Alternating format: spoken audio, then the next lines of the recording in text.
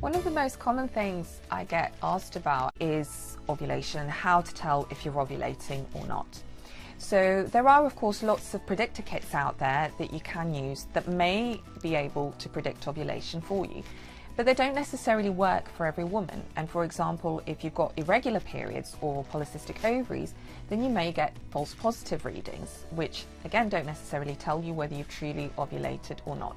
So I think the predictor kits are useful to a certain extent, and a lot of women try different ones until they find the one that works for them. But just be a little bit careful about using them, because it can suddenly make everything seem quite regimented and orchestrated, and can make sex feel really awkward and timed purely around the whole concept of ovulation, which is what you don't want. You want to make sure that you're still having sex for all the fun, pleasurable reasons that sex should be had for.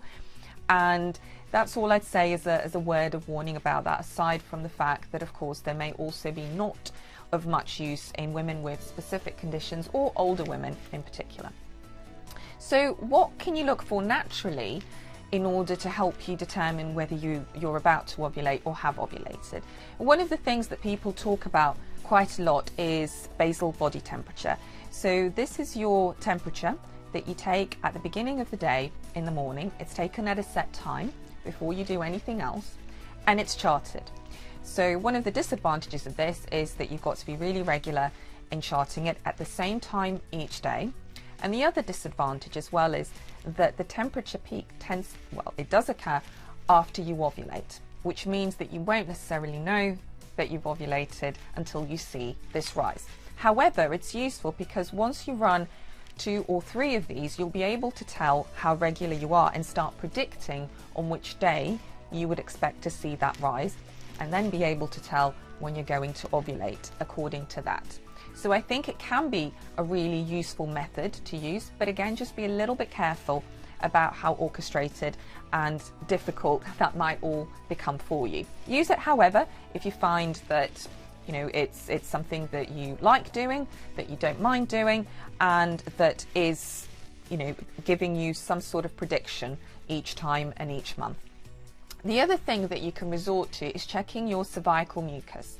So this involves looking at the mucus that's discharged onto your panties, or if you place a finger inside of the vagina. So around the time of ovulation, as that's about to occur, you'll notice that the mucus starts to become a lot clearer and a lot stretchier. And this is due to the effect of estrogen, which is a hormone that's being secreted. It starts to have the resemblance of what's been described as egg white. And most women will notice that they have discharge throughout the month, and that this changes on a regular basis. Sometimes the color changes, sometimes the smell changes a little bit. But as long as you feel comfortable and confident assessing this, it can actually be quite a fun way to track ovulation. The discharge that's produced after you ovulate tends to be less conducive to sperm, so it tends to become a lot stickier and drier and thicker. And this doesn't allow sperm to penetrate as easily.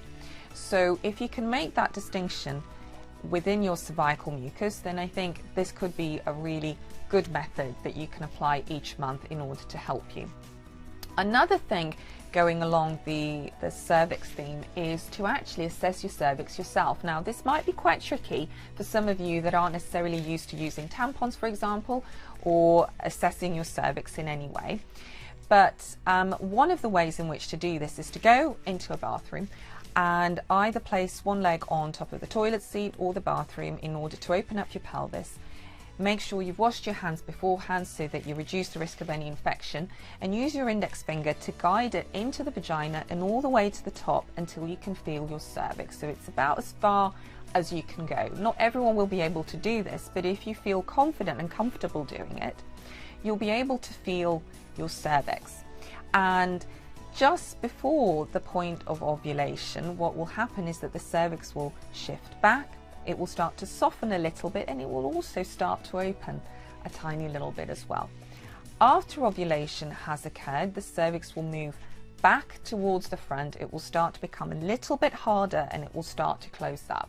And again, this has all been designed in order to try and encourage sperm to come up and into the womb, and then later, once you've ovulated, to discourage any more from coming, because the body presumes that you might possibly be pregnant in that round. So it's a useful technique for women who have the confidence to do that. However, I completely appreciate it isn't for everyone, and you need to see what you feel comfortable doing. There are other things that you can also look out for. For example, some women tend to get mid-cycle pain. A lot of the time this may just be very subtle, but for some women it can actually be quite pronounced. It can last anywhere between 24 to 48 hours, and again means that you've ovulated. Also, some women after ovulation will notice the development of some breast tenderness and some possible abdominal cramps as well, and some bloating, and this again may indicate that you've ovulated. So this is just a basic guideline of some things that you can use to help track ovulation. Of course, the most important thing that you should be doing, aside from all of this, is having regular, frequent sex. So that's every 2 to 3 days, to ensure that there's always enough sperm around, no matter when you ovulate. Because remember, at the end of the day, ovulation can take you by surprise. It can be affected by things that seem as minor as stress, for example, in a particular month. And so you may potentially miss it. Having regular, frequent sex is the best way to ensure that the sperm is around whenever the egg decides to come.